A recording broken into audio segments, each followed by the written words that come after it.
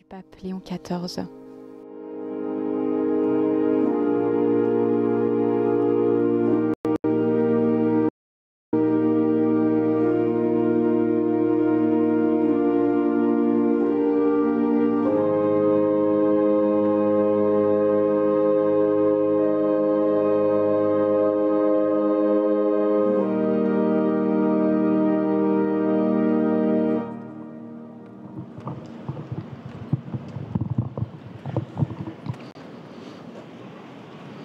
Cari fratelli cardinali, Chers frères cardinaux, frères dans l'épiscopat et dans le sacerdoce, distinguées autorités membres du corps diplomatique, un salut aux pèlerins qui sont venus dans le cadre du jubilé des confréries, frères et sœurs. C'est avec un cœur plein de gratitude que je vous salue tous au début du ministère qui m'a été confié. Saint Augustin écrivait « Tu nous avais fait pour toi, Seigneur, et notre cœur est sans repos tant qu'il ne repose en toi. » Ces derniers jours, nous avons vécu un moment particulièrement intense. La mort du pape François a rempli nos cœurs de tristesse.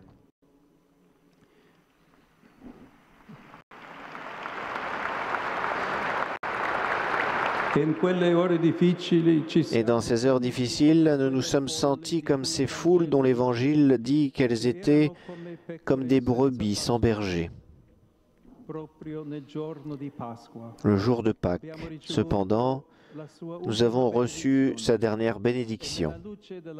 Et à la lumière de la résurrection, nous avons affronté ce moment dans la certitude que le Seigneur n'abandonne jamais son peuple, qu'il le rassemble lorsqu'il est dispersé et qu'il le garde comme un berger son troupeau. Dans cet esprit de foi, le Collège des cardinaux s'est réuni pour le conclave. Issus d'histoires et de parcours différents, nous avons remis entre les mains de Dieu le désir d'élire le nouveau successeur de Pierre, l'évêque de Rome, un pasteur capable de garder le riche héritage de la foi chrétienne et en même temps de jeter son regard au loin pour répondre aux questions, aux inquiétudes et aux défis d'aujourd'hui. Accompagnés par votre prière, nous avons senti l'action de l'Esprit Saint qui a su accorder les différents instruments de musique en faisant vibrer les cordes de nos cœurs en une mélodie unique.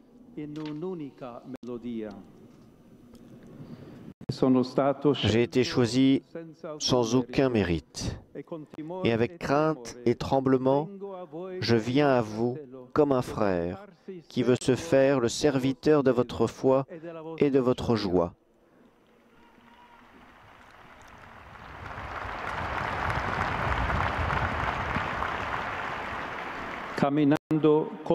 En marchant avec vous sur le chemin de l'amour de Dieu, qui veut que nous soyons tous unis en une seule famille.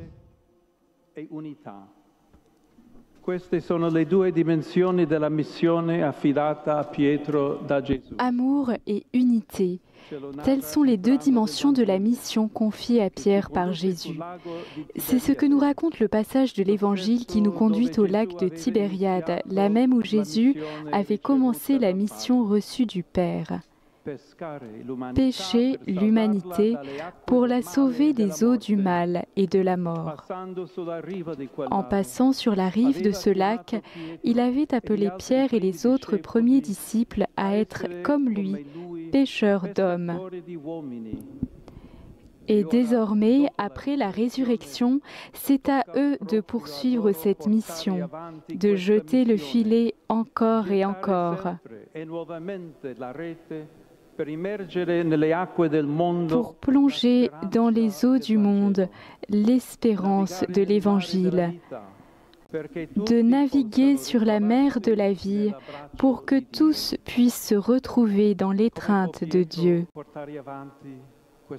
Comment Pierre peut-il s'acquitter de cette tâche ? L'Évangile nous dit que cela n'est possible que parce qu'il a expérimenté dans sa propre vie l'amour infini et inconditionnel de Dieu, y compris à l'heure de l'échec et du reniement.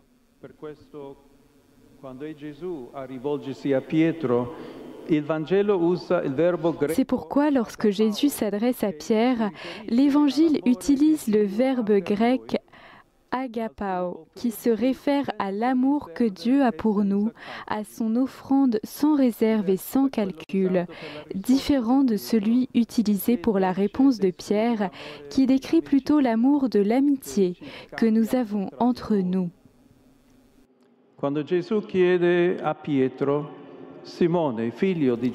Lorsque Jésus demande à Pierre, « Simon, fils de Jean, m'aimes-tu » il fait donc référence à l'amour du Père. C'est comme si Jésus lui disait, « Ce n'est que si tu as connu et expérimenté cet amour de Dieu qui ne manque jamais, que tu pourras paître mes agneaux. » Ce n'est que dans l'amour de Dieu le Père que tu pourras aimer tes frères encore plus, c'est-à-dire en offrant ta vie pour tes frères. À Pierre est donc confiée la tâche d'aimer davantage et de donner sa vie pour le troupeau. Le ministère de Pierre est précisément marqué par cet amour oblatif, car l'Église de Rome préside à la charité, et sa véritable autorité est la charité du Christ. Il ne s'agit jamais d'emprisonner les autres par la domination, la propagande religieuse ou les moyens du pouvoir, mais il s'agit toujours et uniquement d'aimer comme Jésus l'a fait.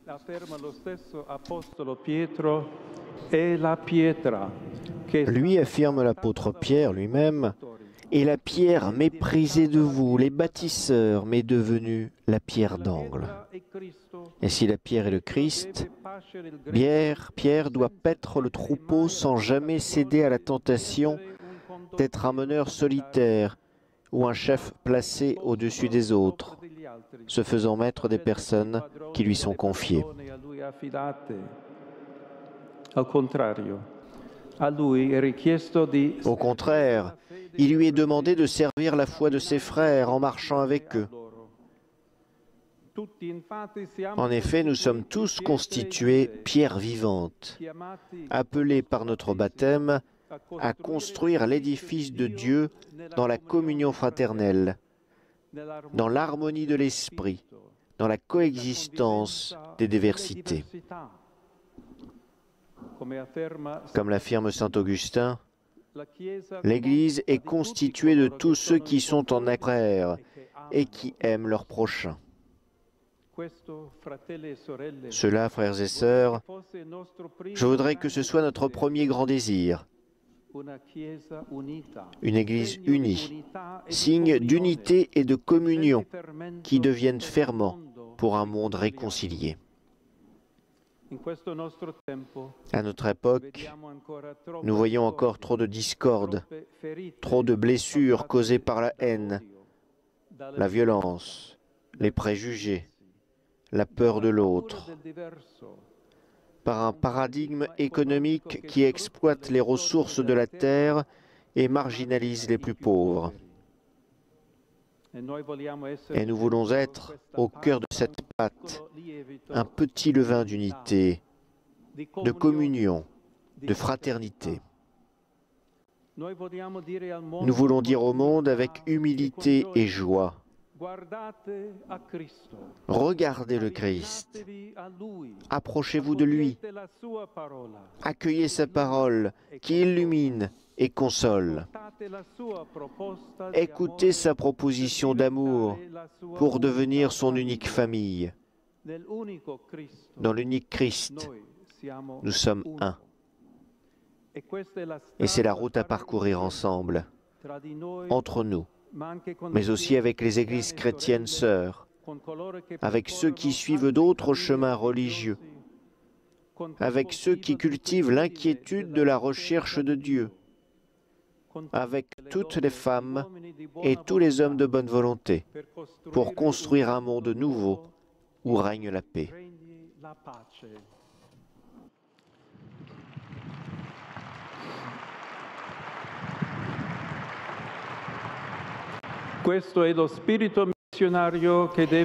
Tel est l'esprit missionnaire qui doit nous animer, sans nous enfermer dans notre petit groupe ni nous sentir supérieurs au monde.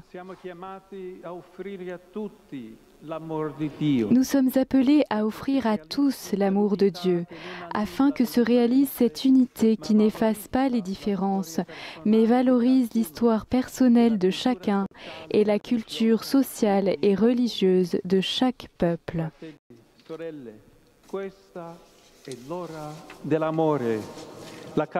Frères et sœurs, c'est l'heure de l'amour. La charité de Dieu qui fait de nous des frères est au cœur de l'Évangile. Et avec mon prédécesseur Léon XIII, aujourd'hui, nous pouvons nous demander si on ne verrait pas l'apaisement se faire à bref délai, si ces enseignements pouvaient prévaloir dans les sociétés. Avec la lumière et la force du Saint-Esprit, construisons une Église fondée sur l'amour de Dieu et signe d'unité, une Église missionnaire qui ouvre les bras au monde, qui annonce la parole, qui se laisse interpeller par l'histoire et qui devient un levain d'unité et de concorde pour l'humanité. Ensemble, comme un seul peuple, comme des frères tous, marchons vers Dieu et aimons-nous les uns les autres. Voilà pour cette homélie du pape Léon XIV. Une homélie qui montre bien les préoccupations premières du Saint-Père. Une homélie dominée par, évidemment, le concept qu'il se fait de son rôle de successeur de l'apôtre Pierre, mais également du rôle de l'Église dans le monde, avec ce souci de la paix et ce souci de l'unité. Oui, unité, amour. On a là deux piliers, semble-t-il, deux lignes directrices de ce pontificat, l'unité et la charité. Le pape qui a de nouveau cité saint Augustin. On sent, on va dire, la patte augustine. Oui, on sent un accent augustinien dans ce texte.